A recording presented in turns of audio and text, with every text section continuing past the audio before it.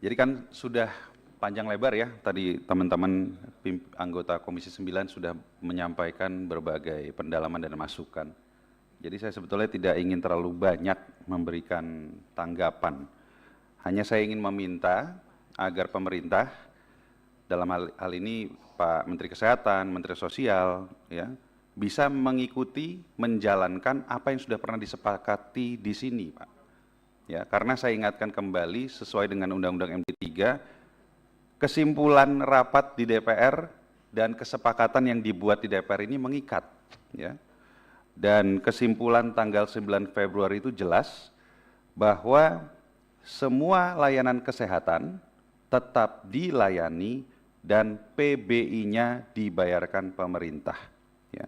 Jadi untuk yang pertama dijalankan dulu kesepakatan ini. Lalu karena waktu 3 bulan sudah mau selesai, sedangkan ground checking belum selesai dilakukan, masih ada sekitar 9 juta warga negara Indonesia yang dalam situasi yang tidak pasti, di limbo nih, bingung. Saya ini peserta atau tidak, statusnya nonaktif, mau berobat, katanya boleh, tapi ternyata di lapangan tidak seperti yang dijanjikan. Jadi tolong dilaksanakan kesepakatan yang dibuat, lalu diperpanjang lagi, nanti kita buat di kesimpulan, kita perpanjang kesepakatan itu sampai ground checkingnya selesai. Supaya ini juga memotivasi teman-teman di BPS untuk bekerja lebih cepat. Karena tadi kalau disampaikan ke kita, dalam sekian bulan baru 20% yang di ground checking, wah ini lama sekali nih. Bisa tahun depan mungkin baru selesai untuk memverifikasi 8 juta sisa penduduk yang belum diverifikasi. Karena gini Pak Menkes, kalau tadi Pak Menkes katakan ketika sekarang yang dinonaktifkan, desilnya diketahui sudah di desil 9 atau 10, maka harus langsung reaktivasi dengan mendaftar mandiri.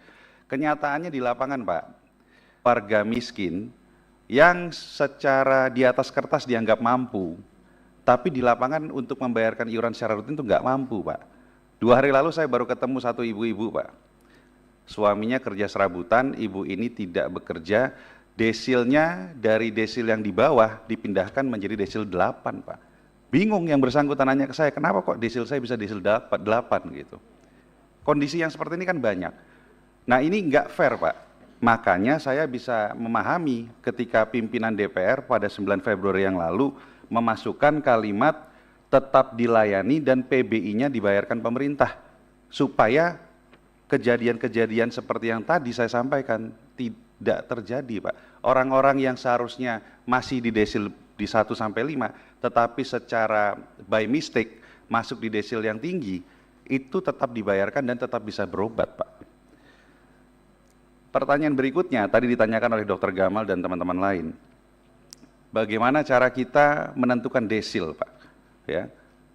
Saya pernah membaca beberapa literatur, informasinya kalau sudah berpenghasilan sekitar 2 jutaan saja sudah dianggap mampu Pak.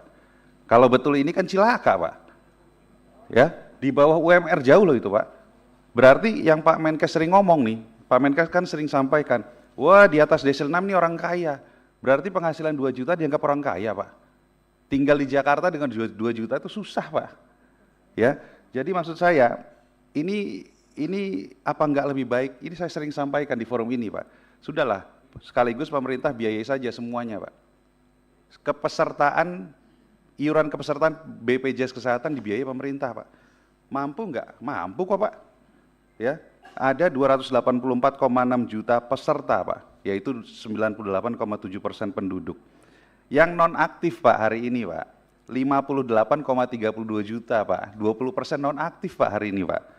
Ya, jadi yang sudah dibiayai selama ini kan 96,63 juta.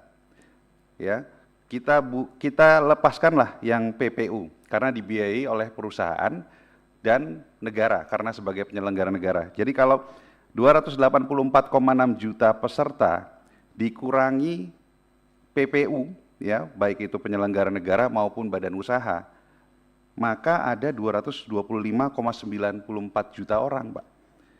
Kalau kita kalikan 42.000, dikali lagi 12 bulan, 113 triliun per tahun, Pak. Mampu nggak negara? Mampu, Pak. Membiayai program lain yang jauh lebih besar saja mampu, Kak. Mampu, Pak. Program lain malah dipakai buat motor trail, Pak. Ini buat kesehatan rakyat, Pak. Mampu, Pak. Jadi saya sarankan sekali lagi, daripada kita berdebat soal ini terus-menerus, ini nggak selesai nih, Pak. Lebih baik pemerintah merencanakan ke depan bagaimana kalau 100% kepesertaan BPJS Kesehatan dibiayai oleh negara. Terima kasih.